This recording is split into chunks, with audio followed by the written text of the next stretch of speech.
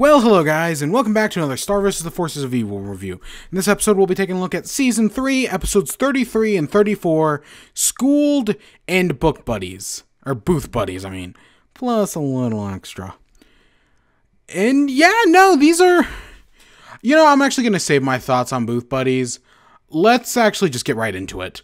So, Skooled. It starts off, Ponyhead shows up to St. Olga's Academy for Wayward Princesses, you know, revolution and all that jazz. And we see, right, she's going around partying and she's getting ready for brunch. I think that was a big contender in the original episode, but it's been so long I don't honestly remember. Horrible memory. But she's eventually confronted by, I know it's Arm Princess, but I think her name's Patty. I've always liked her character design personally. And she's basically in charge of the school. Things have changed, and now to get brunch, Ponyhead has to pass a test, which she doesn't want to, and yeah. I was expecting, with the way they set up Patty here early on, I was expecting it to lead to, like, maybe her, like, Heinous coming in, taking over the school, and realizing that, hey, maybe Patty's just evil like her. That's not where this episode goes at all. And I kind of think that's for the better. So Heinous shows up and she starts wrecking amok in the school. They eventually, the princesses implement their defense force. I'm just doing it on purpose at this point. And they start using the guards to defend themselves. But then Gemini? Yeah, the show actually did Gemini. Neat. Uses a button that does all sorts of things to take control of the guards and get them on Heinous' side. So the guards are now attacking, and they barricade the door with a year worth of pizza boxes, and Rosticor shows back up.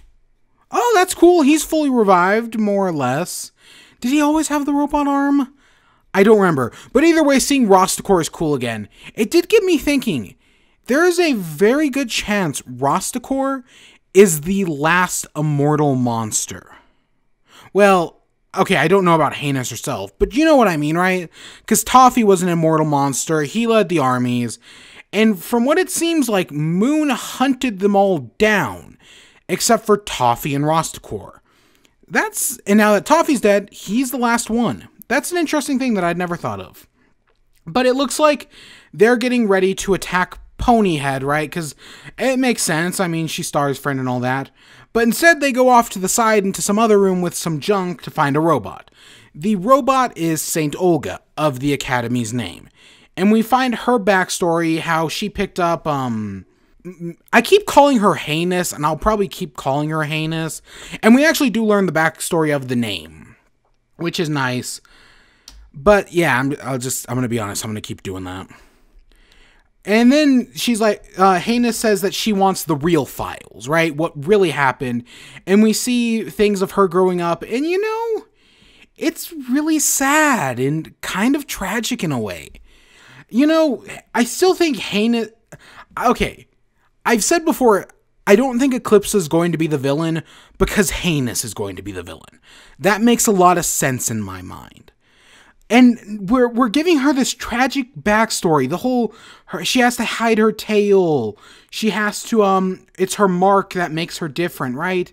It's really sad, but it makes her a better villain. You can have a good, tragic villain. I'm really enjoying Heinous here as the villain.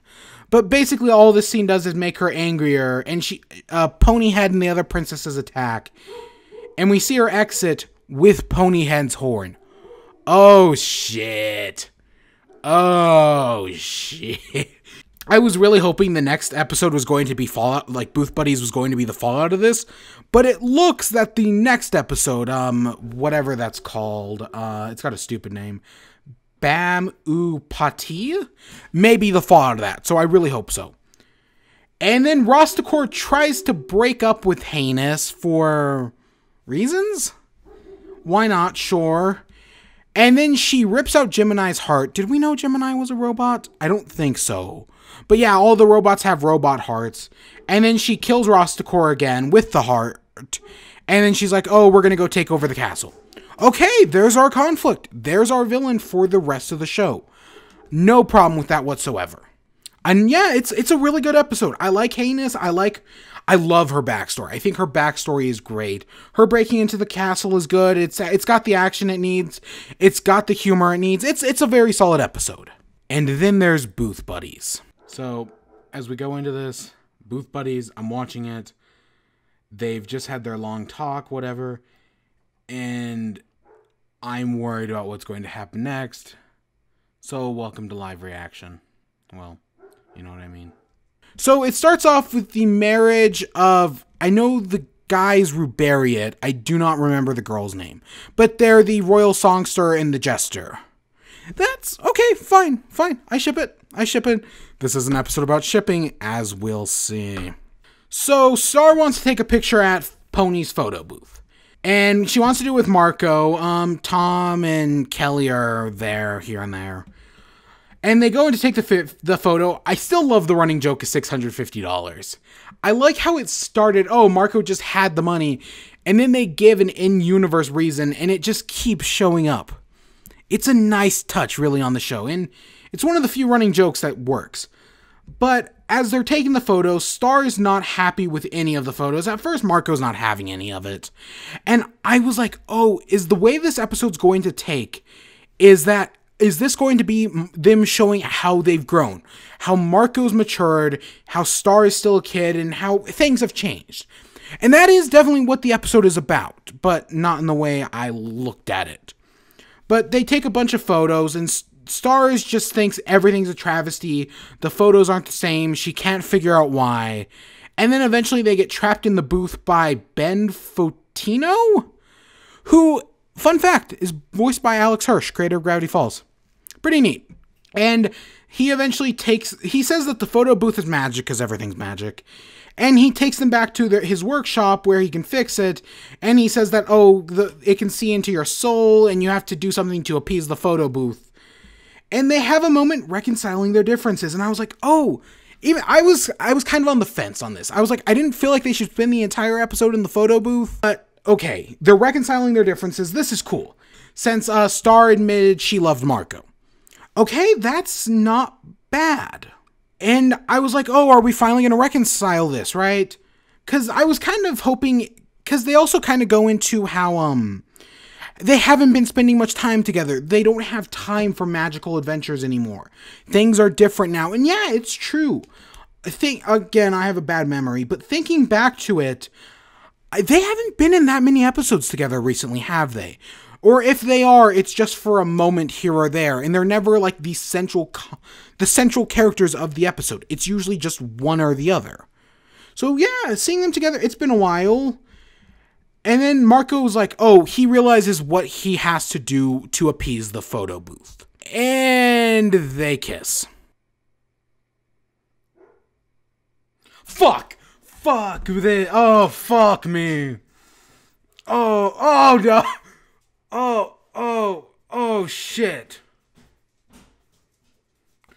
Oh,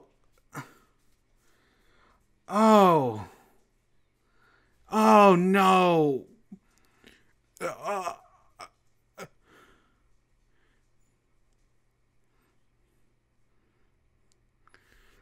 Fuck.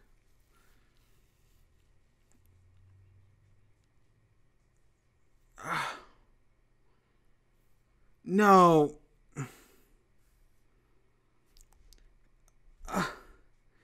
You know, at least they have a problem with it. At least they have a problem with it. Okay, this is the reaction I want. Yes. Oh, fuck. Yes. Yes. So, just right off the bat, inherently, I have a problem with the kiss. Again, I've always said I don't want them to be together. I'm a big believer in for once in a story, can we have main characters who do not have to end up in a relationship? I feel like it happens in every goddamn story ever made. You know what I'm talking about, right? How the main leading lady and leading guy always have to end up in a relationship in every story. And I've never wanted that in this show. I thought it could rise above it. And for a while it did seem like it. Marco and Jackie, and now Star and Tom. But this kiss doesn't ruin that. Because of their reaction. Up until this point, I was kind of all over the place with this episode. There were some things I liked, some things I didn't. I like the character growth of the booth scene. That's very important. Reconciling the relationship up to this point is something you don't see very often. Giving some room to breathe with characters is a good thing. And then their reactions are great, because they're like, no, this was a horrible idea. And then you learn that the booth wasn't even magic, but Ben Fontino thought... I keep wanting to call him Fontino, I know it's Fotino, wanted them to make out because he realized that, oh, the writing's on the wall. They should be together. And someone once told me that the reason Marco and Star are probably going to end up being together is because it's based on the creator of the show and his romantic relationship, his or her. I don't actually know if the creator is a girl or a guy. Whatever. And Star and Marco instantly realize it's a bad idea. Marco wants to take it back, but it's like, oh, we can just move on. At least we got the things out in the open. It's a reaction I like. And then afterwards, they're like, oh, they just act like it never happened. I love Kelly's joke about the motorbike and how she took it for a joyride. And then at the end, she grabs the photo and it leaves. And at first, you see it with the bracelet, and I was like, is that Star's bracelet? It is, but I could not remember. Again, horrible memory. I knew I'd seen it, but yeah. So Star grabs the photo, and they just set up a massive Chekhov's gun. So this is definitely going to be addressed at one point. Even though I'm against Marco and Star, I guarantee this is the moment that breaks Star and Tom up. I guarantee it. It's just... It's so obvious, even though the show is kind of pushing Kelly and Marco, which, I mean, I've talked about that in length before. Go check out Blood Moon Beach or whatever the hell that episode was called. And that's where the episode ends. I think at the end of the day, I am positive on it. I like the reconciliation. I like the character moments. I like them talking about how things are different. The kiss, I don't like... but the actual, their reaction to it more than makes up for it. So overall, for the first time in a while, we're walking out of episodes mostly positive, or at least I am. Y'all, the comments will probably disagree. Oh god, shipping wars all over again. It's the Jackie episode all over again. We'll see. But yeah, I hope you all enjoyed. Stay tuned for more. Until next time, peace.